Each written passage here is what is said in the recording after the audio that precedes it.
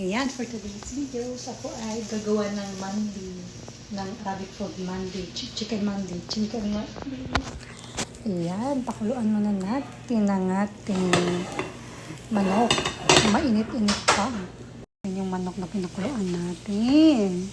So, nagisa naman ako dito ng sibuyas, tsaka buong bawang. Ayan, buong bawang. Para naman to sa kanin. Katulong ko yung anak ng amo ko. Wow. Pamahid.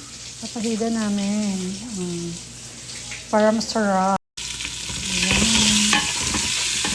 Naglagay lang ang bawang, sibuyas, green pepper, bell pepper, tomato.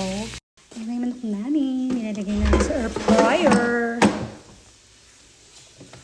Ito naman yung para sa kanin. Nagpakulo ko sa pressure cooker. Para masarap. Ako ng butter. Pakulang ko lang siya, tapos lalagay ko ng kanin. Namin. Mandi. Tapos sasamahan pa ng crunchy onions. Tapos ito na yung kanin namin, nasa pressure cooker. Yan, ito na yung kanin namin.